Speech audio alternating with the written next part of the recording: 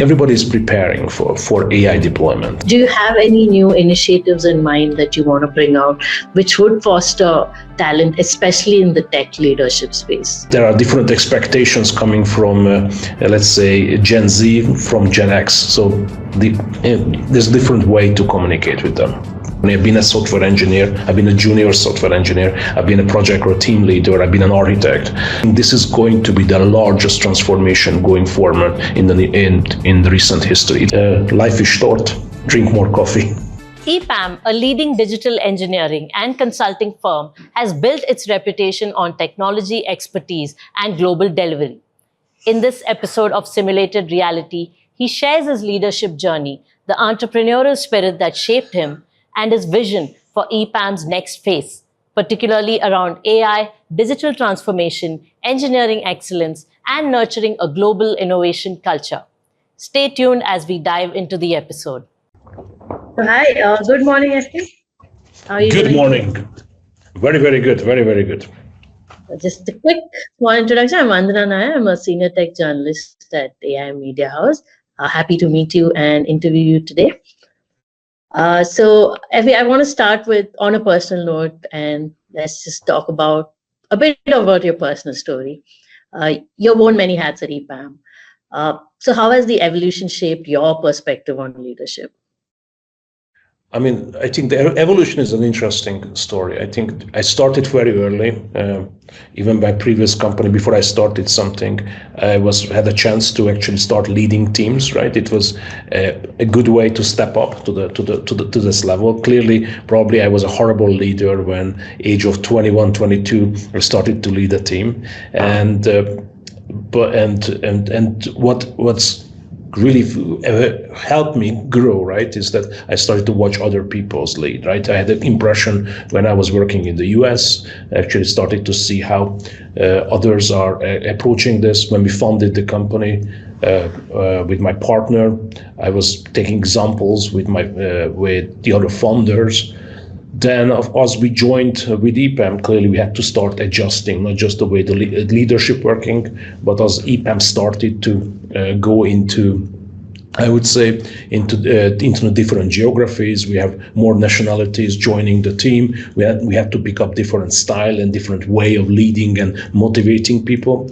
And when we expanded our portfolio, not just employing software engineers, but we started to broaden the capability, the lines of services which we're delivering to our clients. For example, design, architecture, business consulting, and later on advisory. That also required a little bit adjustment around leadership, around the style of leadership, how you communicate and how you messaging.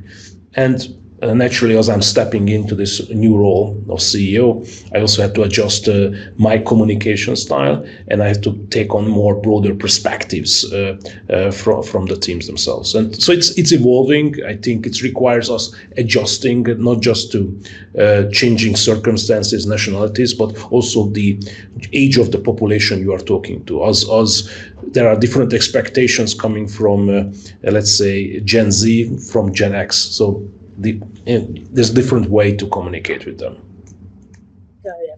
And of course, your previous entrepreneur role, you have come as a co-founder, the background at Fathom Technology.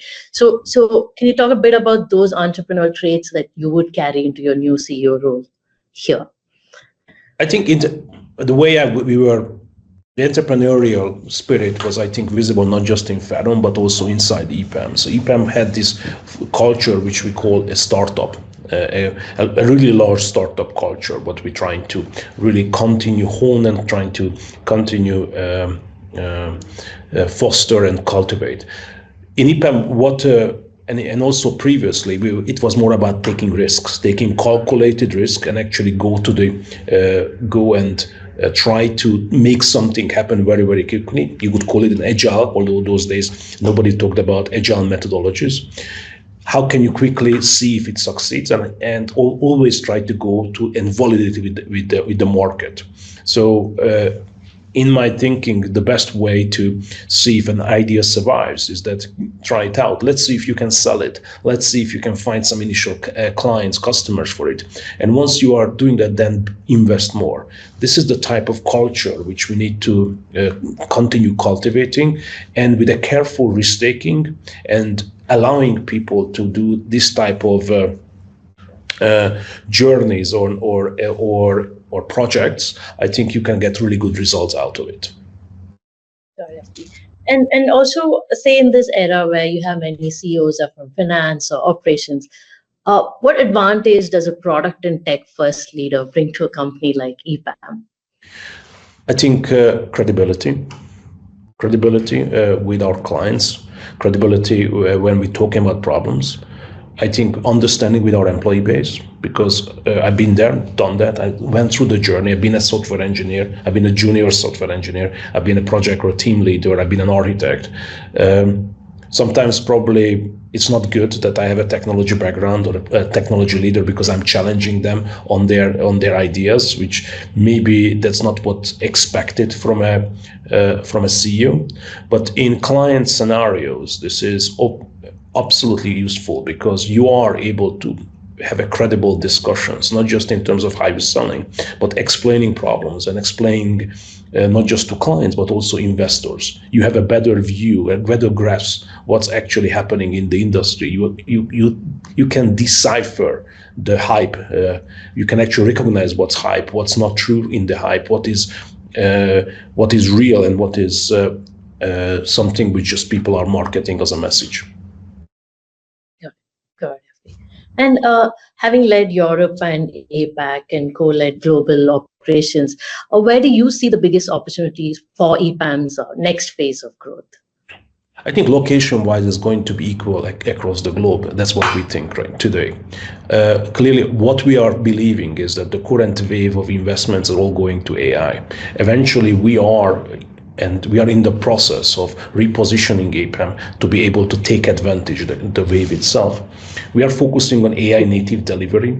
So we differentiate between AI assisted work and delivery, which is we only see as efficiency gains. But where we see the great opportunities coming is that organizations going to transform themselves. They have to transform to be able to survive. They have to transform to be able to compete. And EPAM would want to be the organization who helps them to really transform them, really actually go through the transformation steps. That's one element, which is very much optimizing them, helping them to optimize their processes, business setups, the organizations themselves with technology in its core. But the second, what we also see is that people are going to build new applications, new solutions, AI native solutions, where the AI will be the core, in the foundation of the application itself. And we think this is going to be the largest transformation going forward in the recent history. It's going to be bigger than cloud. It's probably going to be similar, but much more accelerated, like what it was happening in the early days of internet. In a market which is now crowded with hyperscalers, consultancies, and you have a lot of AI first players. So how do you think EPAM can differentiate in this space? I think we're going to differentiate with the same way we differentiated before. We differentiate on engineering skills, engineering quality. We always been recognized that we are able to deliver and get things done for our clients, and we can deliver the results when it's important. So you are coming to EPAM where you really would like to get an end-to-end execution. You're coming to us when you believe that technology and the engineering quality in the end is important for your business, time to market, performance, scalability, and that's when we are able to differentiate. We're not going to be able to differentiate because we're not going to be the biggest, we're not going to be the smallest, we're not going to be the cheapest, we're not going to be the most expensive. But definitely you would be coming to us where you feel that delivery and the quality of delivery, when the engineering capabilities is important for your work or the work what your company performs. In our view, leading organizations are only going to be able to differentiate some themselves with systems which is built for them. So they need to build differentiation, and differentiation most of the times today are built using technology. Going forward, probably it's going to be built on top of AI, and that requires an engineering capability which is similar to the large tech firms, and that's what we are bringing to these organizations. And at the same time, you would still have a lot of challenges on the AI front that you would want to tackle. So what do you foresee as the biggest one that you want to take it head on? I think I would like to take the head on that there's a myth. The myth is happening today out there that engineering, software engineers are no longer going to be important for people to do their work, because we're just going to put in a prompt, and out of the prompt pops out a full-blown enterprise application. This is a huge myth, and this is waiting on the sector itself. I think we keep explaining that what you see on YouTube shorts, it's not necessarily going to be the truth. That's not how a real enterprise scale engineering really works. Clearly, we're going to see velocity, efficiency gains using AI. This is AI efficiency. We're going to start seeing that this is going to impact in a way that people going to ask for more of us to deliver. And once they're asking more of us, more volume to be delivered by EPAM, they're going to actually want more functionality. I foresee an explosion of needs from our clients who all would like to start building more and more custom software, because custom software which is going to be really differentiates you as a business, because business are being differentiated by not non-commodity business processes. That's how you are recognizing one business from the other. So I foresee that there's going to be a tremendous need on the market, not just for EPAM, but for all our competitors to serve and actually build these new applications, modernize the legacy stacks and legacy application portfolios, which is all out there. But we need to do it in a way that people are actually receives the real benefit. If you read the very recent news about 95% of Gen AI project failed, that's not a good indication, right? That means that people will be reluctant to go through this transformation due to the fear. So we need to make sure that we bring some level of assurance to our clients that when they start allocating capital to these AI transformations, it's actually going to bring the results which they expect. So everybody expecting business results, and it needs to be affordable. It needs to bring the ROIs. Some of the current potential models or tools maybe not sustainable because the capital expenditure or capital cost is too high. So we need to find a balance where we're balancing AI with the cost, with the benefit which brings to everybody's business, to our lives. Yeah, that's very interesting. And what's next in the evolution of digital transformation services now, especially with AI, cloud, and data redefining client needs? What do you see as the next thing? I think everybody is preparing for AI deployment. So what's really happening is that our clients are recognizing that if they want to get their enterprise ready for AI deployment, they need to take a very close look at the cloud. They need to move to the cloud. They need to sort out their data platforms, because with all honesty, AI runs on data, and if you have garbage in, you will get garbage out. So you need to fix that. And you need to also modernize your stack, because without modernization, you're not going to be able to tap into agentic flows, because agentic flows requires APIs. Agentic flows requires a modern application backend, and people are embarking on this journey. Last but not least, as AI brings new efficiency gains in all kinds of development, I foresee people are starting to take a hard look at legacy modernizations, modernizing things which previously was not affordable, and now they would be ready to tackle maybe some of the old mainframe code bases which were all hanging around the last 30-40 years. Now, just shifting gears a bit and focusing on the people and the culture part of it. So how do you plan to keep EPAM's innovation engine strong while scaling globally at the same time?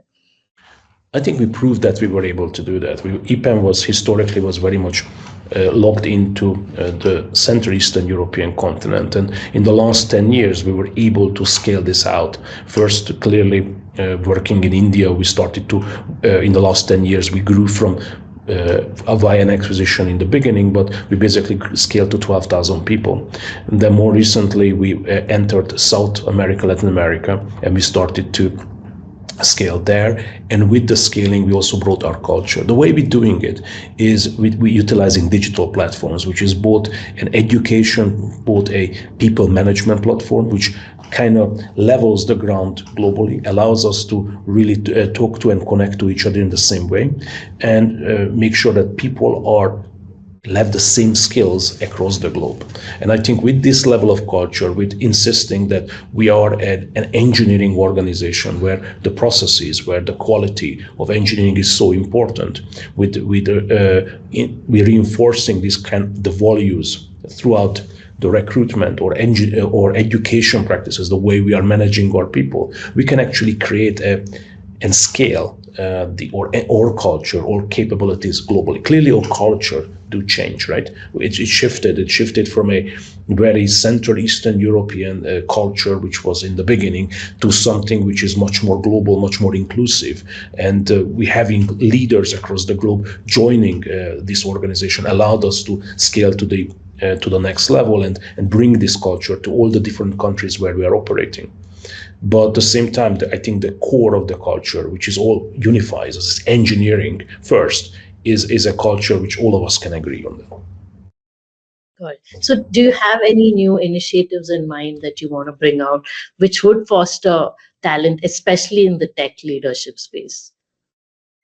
I mean, we are investing heavily into AI upskilling right now to build the AI native engineers. We are actually building the foundations. In the last 1 year, we invested. In the last 2 years, we actually have invested heavily in the education. We're just going to launch our AI internal conference, where we start recognizing new type of capabilities, new type of roles, which is what we call the AI engineer role and capability. And this is what we are rolling out. And we talk a lot to our clients and to ourselves how to build the new agentic applications and agentic frameworks, which we launched quite a few things recently. We open sourcing a lot of the frameworks and accelerators which we bring to the market, and that's what we're talking about to our clients and to the market themselves. And now that you're stepping into this new role, how will you preserve Arkady Dobkin's legacy at the same time putting your own stamp on EPAM? I mean, it's a big shoes to step in, right? Arkady is not leaving the company; he continues to be an employee as an executive chairman. I think I've been with the company for right now by 21 years, so it's like my own. I spent most of my adulthood building what today you call EPAM.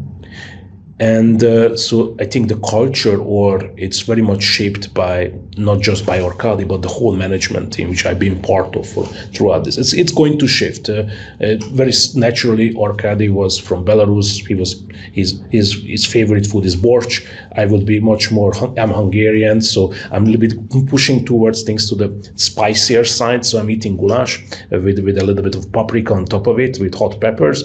So I think there is clearly going to be a shift in the culture. But fundamentally, the culture and the way we are engaging with our employees, with the honesty and transparency, the focus on engineering quality, the focus on our clients, the client centricity will remain. And we're not shifting away from our value propositions. We're not shifting away from our client base, which we spent so many years building. So I'm sure that the culture 10 years from now will be very closely resembling what we built in the last 30 years in EPAM. And if you are looking at some form of a personal metric or a success thing that you're looking at, what would success look like to you in the next 12 to 18 months? I mean, it depends who I'm talking to, right? If I talk to a shareholder or I'm talking to some of my employees, they're all referring back to or share price. If I'm really talking myself and I'm discussing what I really want to achieve to avoid their audience, I think I'm talking about organic growth. Can we actually scale? Can we be recognized? Can we grow organically? Go back to the growth rate which we previously enjoyed? Are we able to expand our margins? These are the matrices. Can we stay on the forefront of innovation and forefront of technologies change? Can we ride the wave? So the way we think about this, can we ride them being recognized again in this new wave, which on AI transformation, the way we were recognized in the previous digital transformation waves or era? Let's put it this way. And in terms of giving any message to the future leaders, so what has been your biggest lessons that you can pass on to the future leaders? Read and learn and work hard. I think that's my way of thinking, right? So I'm keep asking and I'm encouraging the community, the people who work for EPAM, that you need to be curious, and in order to be really serve your curiosity, you need to read. Doesn't matter what. Just read and be curious about your clients, be curious about technology. And the best way to do it is continuous learning, because the world we live, it's changing, and you really need to understand not just not just focused on one particular things which you are great at today, but look out for all the different things which are happening around you and be curious. And I think that's the real way of thinking about, and that's what I'm trying to instill to our teams, that you need to be curious, you need to strive to understand and dig deep and really learn and understand certain subject. It could be about AI, engineering, could be about geopolitics, could be about history, clients' business, understanding the business process, because all these things I believe fascinating. If you really become a geek of any of these subjects, you actually uncover so many details behind it, which makes, I believe, every subject super exciting and super interesting. And I'm trying to instill this to every EPAM or every employee in our company. And any specific step or measure you can take to keep up with the pace of AI developments that's happening? Because you see a lot of it just changing every day. I had a company in the US which I kept drinking coffee from them, and I had a slogan from them is life is short, stay awake for it. So drink more coffee. Great way to put it. All right, great. Thank you so much, FB. Thank you much. This is very nice talking to you. Thank you.